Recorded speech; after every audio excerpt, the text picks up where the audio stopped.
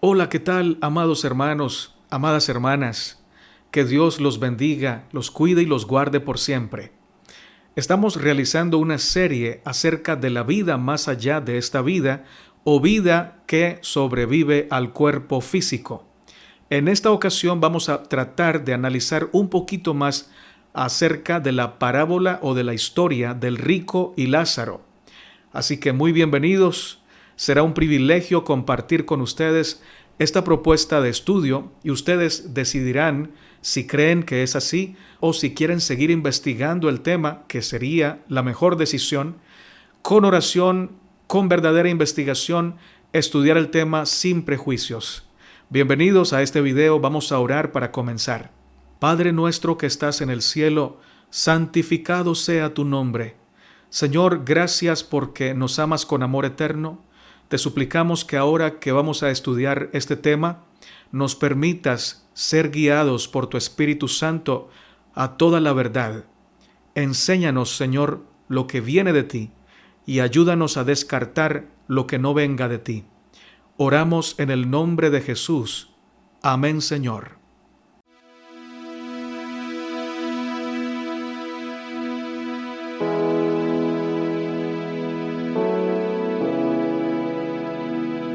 La historia del rico y Lázaro está enmarcada en el antiguo pacto.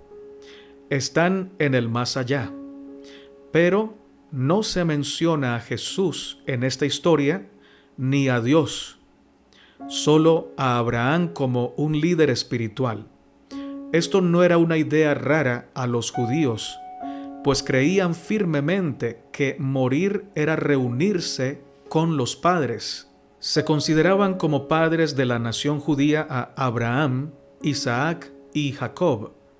La creencia en la inmortalidad del alma no era que cuando morían se iban a estar con Dios en el cielo, sino que iban a reunirse con sus antepasados a lo que se podría llamar o conocer como el paraíso, el cual para ese momento y tiempo en la historia se creía que quedaba en algún lugar debajo de la tierra, pero que en sí mismo no era un lugar físico, sino espiritual.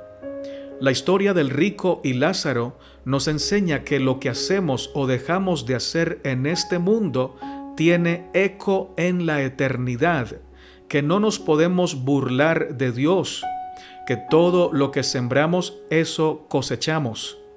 Por eso, nunca juegues con la gracia de Dios, nunca te aproveches o no nos aprovechemos de la gracia del Señor. Algunos en su inmadurez piensan, bueno, como ya me voy a quemar, como hay infierno, entonces no me voy a arrepentir, no voy a ir a ninguna iglesia, voy a gozar mi vida y luego me voy a quemar al infierno. No saben lo que dicen. Si bien no hay un infierno como lo interpretan y lo predican las mayorías de las denominaciones de hoy para inspirar miedo en sus feligreses, sí hay consecuencias de nuestros pecados. Así como en esta tierra el pecado trae consecuencias al que lo practica, también en el más allá hay consecuencias de nuestra práctica del egoísmo, de nuestra práctica del odio, del resentimiento contra otras personas, incluso de nuestra indiferencia y de nuestras omisiones. Pecado por omisión es el pecado que se realiza por no hacer el bien a las personas que necesitan que se les haga el bien, o por no hacer lo que sabemos que debemos hacer. Hay consecuencias y eso lo enseña claramente la historia del rico y Lázaro. Dios no puede ser burlado. Todo lo que el hombre sembrare, eso también cosechará. Y qué interesante que el pasaje no dice, Dios no puede ser burlado, todo lo que el hombre siembra recibe castigo de Dios, sino todo lo que el hombre sembrare, eso también cosechará. Somos responsables de lo que sembramos y tendremos que ser responsables de lo que cosechemos. Experimentar las consecuencias de nuestros actos. Por favor, que no nos engañe la conciencia, que no nos engañe nuestra carnalidad, haciéndonos creer que haciendo el mal nos va a ir bien, porque no es cierto. Ahora, eso no implica que Dios nos deje de amar y no implica que Dios no intervenga, porque si bien es cierto que habrán consecuencias de nuestros actos y que esas consecuencias duelen, también es cierto que en medio de esas consecuencias Dios no nos abandonará. Dios estará allí con nosotros, sufriendo a nuestro lado, porque el propósito de Dios es permitir las consecuencias para que haya un aprendizaje, para que haya una rehabilitación del pecador. A simple vista, el rico vivió una vida sin problemas en la tierra.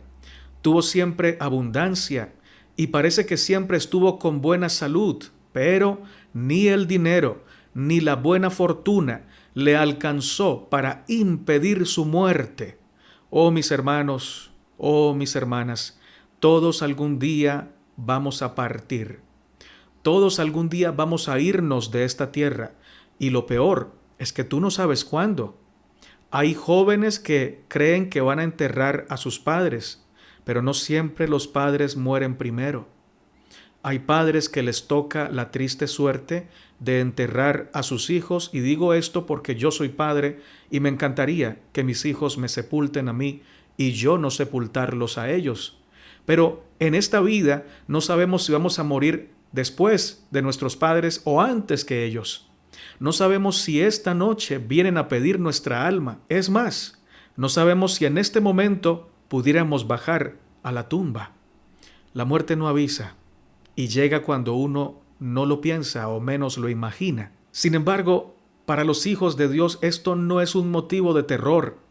Estas palabras para los hijos de Dios es motivo de esperanza, porque saben que con la muerte no se acaba su comunión con Dios, no se acaba su esperanza, sino que se cumple su esperanza, porque van a estar en presencia del Señor. Y como lo decíamos en el tema anterior, pueden decir con el apóstol Pablo: para mí el vivir es Cristo y el morir es ganancia, porque el vivir en esta tierra, pues vivimos con Cristo, pero por fe, es decir, experimentamos por fe la gloria del Señor. Pero cuando morimos ya no será por fe, sino que será de facto un hecho, estar en la presencia del Señor, abrazarlo, decirle gracias, compartir su gloria, estar con Él para nunca más separarnos. Alabado sea el Señor.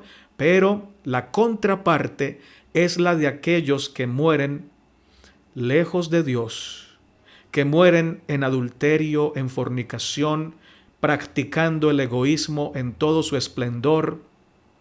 No van a ir a la presencia de Dios inmediatamente. Van a ir a cosechar de lo que han sembrado en esta tierra.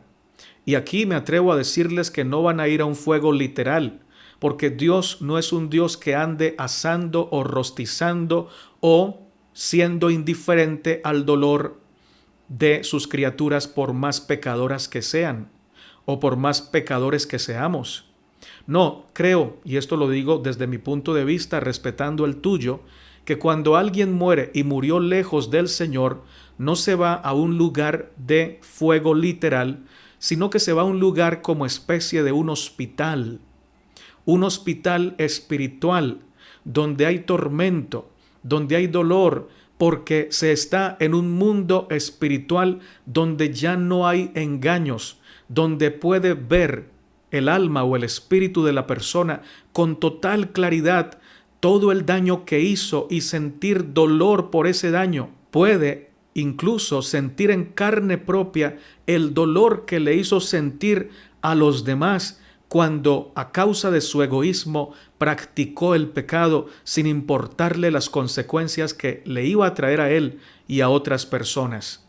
Es un lugar de tormento, pero no producido por el Señor, sino producido por la conciencia de un alma o del espíritu de la persona que ahora, al estar en un lugar espiritual, puede ver las cosas como son, ya sin el velo que tenía antes. La buena noticia, creo yo, así lo creo yo y por eso lo predico así, es que no va a estar sola, Dios va a estar allí, pero aún la presencia de Dios les causa tormento porque Dios es amor y ellos están acostumbrados al egoísmo, al orgullo, a la vanidad. Y una persona acostumbrada al pecado, al estar en la presencia del amor, se siente atormentada, pero no porque Dios lo quiera atormentar. Repito y reitero que ese lugar es como un hospital, es un lugar para rehabilitarse, pero en donde se permite que cosechemos nuestras consecuencias, que percibamos literalmente en todo su esplendor el mal que hicimos, el dolor que le hicimos sentir a otras personas, todo con el propósito de rehabilitar, todo con el propósito de purificar, todo con el propósito de que la criatura entienda lo que es el pecado y comience a desear la presencia del Señor, comience a desear la justicia del cielo y comience a desear abandonar para siempre el pecado. Y es una pregunta muy importante que debemos hacernos. ¿Estamos listos para morir?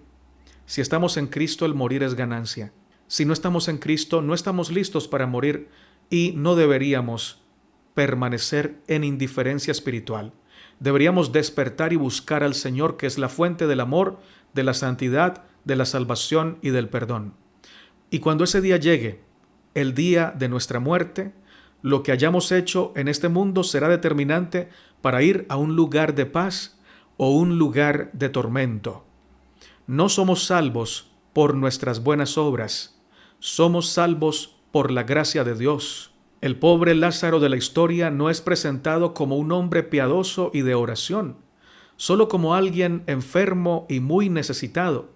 Ni siquiera se nos dice que fue bautizado, no se nos dice que asistiera al templo. De paso, lo más seguro es que no asistía ni al templo ni a las sinagogas porque no se le permitía acercarse debido a que estaba lleno de llagas. Sin embargo, cuando él muere, es llevado por los ángeles al seno de Abraham, al descanso pleno y bienaventurado. ¿Y por qué? Porque los que en esta tierra sufren más privaciones generalmente aprenden humildad y dependencia de Dios, lo cual no les gana el cielo, ni el descanso, ni la salvación, pero sí los hace desear a Dios y a su gracia. Y Dios no los priva de su gracia. Dios está con el quebrantado, Dios está con el humilde, Dios sufre con los despreciados, con los solitarios, con los enfermos que no tienen a nadie que los visite. Aunque los hombres no los visitemos, Dios los visita, Dios los consuela, Dios no los deja solos. Y si no los deja solos en esta tierra, tampoco los dejará solos en el más allá. Resulta que Dios lleva a su presencia a aquellos que no rechazarán su amor, su orden, su justicia y su santidad. Si Lázaro fue llevado al descanso bienaventurado, es porque Dios sabía que él no despreciaría su amor y su gracia inmerecida. Por otro lado, el rico no es llevado al descanso espiritual, no porque Dios quiera maltratarlo, no porque Dios quiera despreciarlo, sino porque en su egoísmo el rico no querría estar en un lugar donde reina el amor, la humildad y el servicio. El rico está donde quiere estar. Si el rico quisiera realmente estar en el lado de Dios o donde reina Dios, donde reina el amor, allí estaría. Pero a causa de su egoísmo, no quiere estar en ese lugar, por lo menos hasta que se rehabilite. Los valores terrenales ya no imperan más en el lugar donde el rico se encuentra. La riqueza que tenía en la tierra se quedó en la tierra y ya no le sirve para cumplir con sus caprichos. Sin embargo, el diálogo entre el hombre rico y Abraham nos muestra varias pistas importantísimas. La primera pista que encontramos es que no están en el cielo, tampoco en el infierno. Están en el Hades, como lo dice el pasaje de Lucas 16. Y se nos muestra que a ese lugar todavía no ha ido el Jesús victorioso después de la cruz. Segundo, Abraham no desprecia al hombre rico y no le dice, ¿Por qué me llamas padre? No me llames padre porque ya yo no soy tu padre. Mis hijos son los que son fieles. Tú eres infiel, tú estás en el infierno, no me puedes llamar padre. No, Abraham no dice eso. No le dice que ya está perdido. No lo trata mal, no lo desprecia. El hombre rico le dice a Abraham padre y Abraham le dice al hombre rico hijo. Tercero, el hombre rico está en tormentos. La palabra tormentos en el original no implica que Dios lo esté atormentando mandándole fuego. Implica que Dios está probando su vida o su espíritu como se prueba el oro en el fuego para quitar los metales malos y dejar solamente el oro puro. Es la palabra basanos, que hace alusión a una piedra de toque o piedra en la que se probaba el oro, haciendo alusión a que el rico está siendo purificado como el oro. Por esto, hasta el día de hoy, si usted le pregunta a un judío si cree en el infierno como lo creen los cristianos, ellos le van a decir que no. Ellos creen en la Gehenna, y la Gehenna no es un lugar de tormento eterno, sino un lugar donde se purifica el alma. Dicen ellos que hay personas que pueden estar máximo 12 meses, otras menos tiempo, pero allí están siendo purgadas o purificadas, y no creen los judíos en el infierno como lo creen los cristianos. De paso, el concepto de infierno ha sido manchado por un concepto pagano de tortura que hacían los dioses falsos con las personas que no les caían bien o hacían algo contrario a su voluntad, y muchos cristianos han traído ese concepto falso de infierno y se lo han aplicado al Dios bueno y misericordioso que se revela en la palabra del Señor. Cuarto punto, el rico tiene sed y necesita agua para saciar esa sed. Quinto, reconoce a Abraham como padre, lo cual implica que cree en el pacto de Dios con el pueblo de Israel. Y qué interesante que cuando el rico pide agua, ni Lázaro ni Abraham le pueden dar. ¿Y cuál es la razón que da Abraham para no darle agua? Vamos a seguir viendo los puntos y ya les digo cuál es esa razón. Sexto, Abraham trata al hombre con ternura pero sin brindarle ayuda. Le dice: hijo, acuérdate que tuviste tus bienes en tu vida, pero Lázaro también sus males. Ahora él goza aquí y tú eres atormentado. Es casi como si le dijera: ¿recuerdas la ley del ojo por ojo y diente por diente? En el mundo, tú viste a Lázaro sufriendo muchas veces y nunca le diste agua, ni pan, no supliste sus necesidades. Ahora ni él ni yo podemos ayudarte porque hay un gran abismo entre nosotros. Esta es la razón por la que Abraham no sacia la sed del rico. Primero lo trata con la ley del talión. Tú trataste mal, ahora eres maltratado. Tú no supliste las necesidades, ahora a ti tampoco se te suplen. Y hay un gran abismo que no me permite a mí pasar hasta donde tú estás, y a Lázaro tampoco. Por tanto, tienes sed, te vas a quedar con sed. Aspecto número 7 que quiero resaltar. Cuando el hombre rico se da cuenta que su situación no se puede solucionar y acepta su suerte, deja de pensar en sí mismo y se olvida de la necesidad de saciar su sed y de ser aliviado del tormento.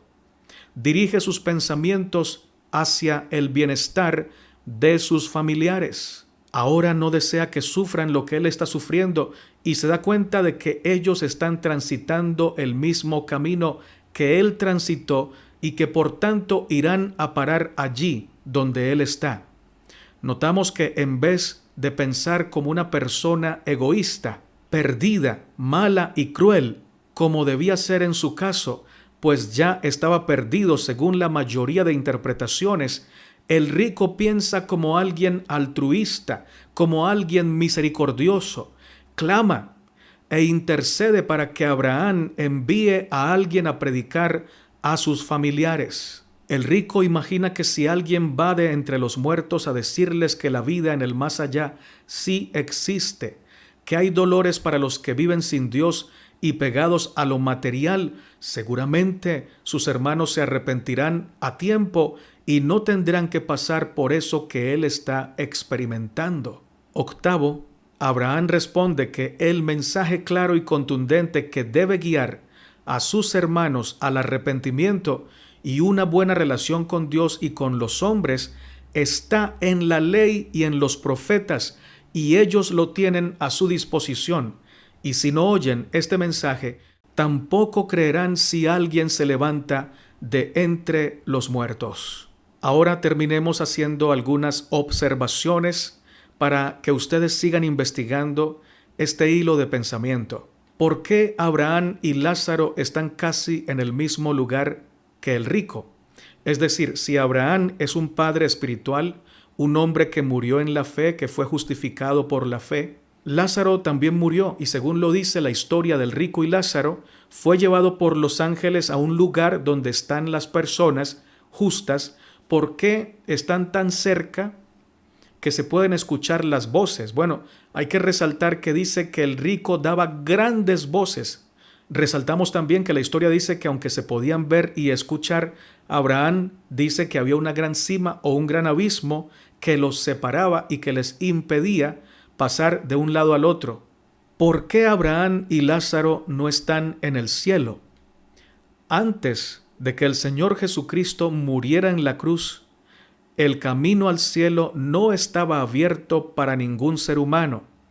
El pecado impedía que las almas fueran directo a la presencia de Dios. Y esto que estoy diciendo es una interpretación de una parte del cristianismo. Algunos eruditos así lo creen porque hay indicios en la palabra del Señor para creerlo así. Por esta razón, el Hades era un lugar dividido en dos compartimentos. Uno, el paraíso, en donde estaban todos los santos que habían muerto en el Antiguo Testamento y hasta la muerte de Cristo. Y el otro era el lugar de fuego o el lugar llameante, a donde iban las almas de las personas que murieron sin tener temor a Dios, sin haber vivido para el Señor. Los estudiosos que he mencionado hace un momento creen que cuando el Señor Jesús murió, su espíritu descendió al Hades para predicar allí su evangelio a las almas que murieron desde el Antiguo Testamento hasta su muerte. Por eso, cuando Cristo muere en la cruz, le dice a uno de los que estaban con él crucificados que hoy estaría con él en el paraíso. No se refería al cielo, sino a este lugar a donde se lo encontraría ese mismo día. Entonces, lo que se enseña es que mientras el cuerpo del Señor Jesucristo estaba en la tumba, su espíritu descendió a las partes más bajas de la tierra, al Hades, y allí tomó cautiva la cautividad y ascendió al cielo con una multitud de redimidos por su amor. Efesios 4, 8 al 10 dice: por lo cual dice, subiendo a lo alto llevó cautiva la cautividad y dio dones a los hombres. Y eso de que subió, ¿qué es? Sino que también había descendido primero a las partes más bajas de la tierra. El que descendió es el mismo que también subió por encima de todos los cielos para llenarlo todo. Primera de Pedro 4:6 dice: porque por esto también ha sido predicado el evangelio a los muertos, para que sean juzgados en carne según los hombres, pero vivan en espíritu según Dios. Ni Abraham, ni Lázaro, ni ningún santo del Antiguo Testamento tenía autoridad para salvar el abismo que separaba al paraíso del lugar donde había llama. Por otro lado, en la llama el rico estaba experimentando sed, pedía misericordia. Abraham y Lázaro solo podían tener compasión, pero no misericordia, porque no podían darle el agua que les estaba pidiendo, ya que ellos no tenían los méritos para hacerlo, ni el poder para salvar el abismo.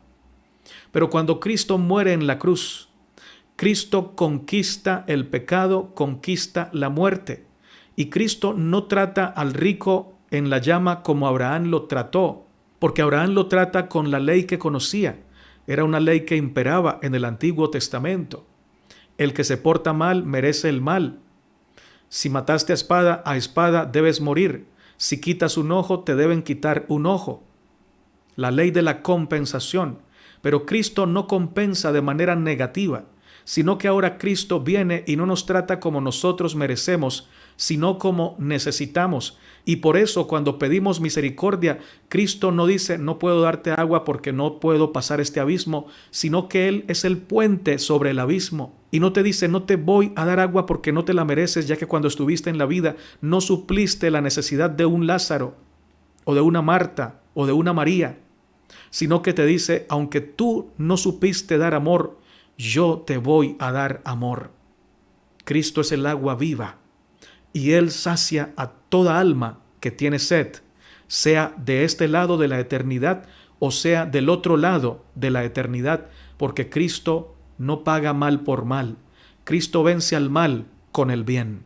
Y esa llama, que es circunstancial, que es simbólica, está purificando a todos los que se han ido de esta tierra sin conocer el amor de Dios o habiéndolo conocido, despreciándolo.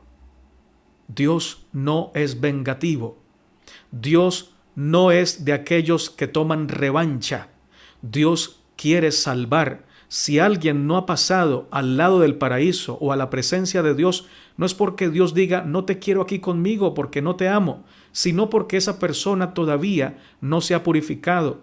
Y debido a que su corazón tiene egoísmo, no quiere estar en la presencia del Señor. Pero la purificación es activa, porque el amor de Dios siempre es activo y siempre está trabajando para salvar. Dios salva en esta vida y salva en la otra vida, porque Él es un Dios salvador.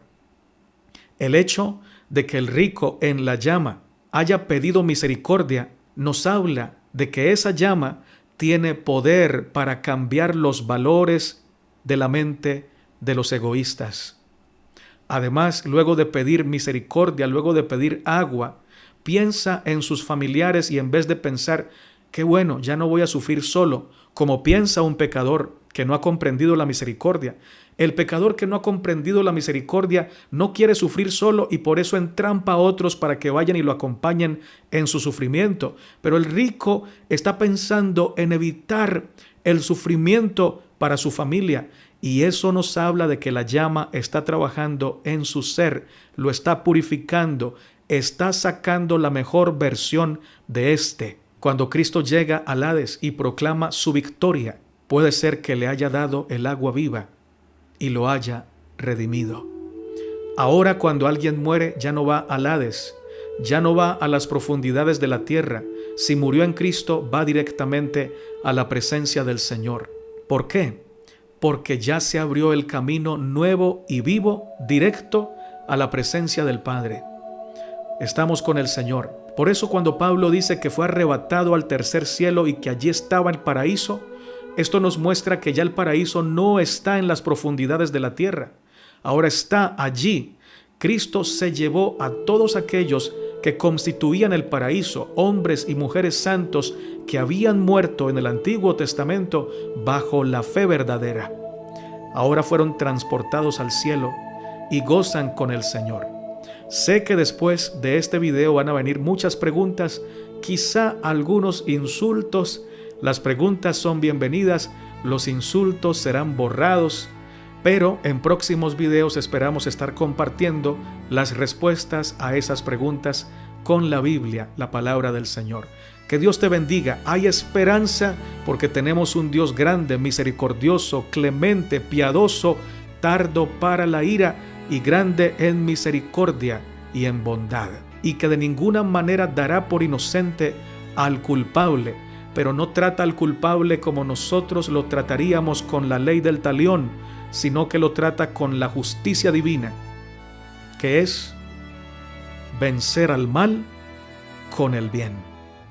Dios te bendiga, Dios te guarde, eres muy amado y muy amada por el Señor.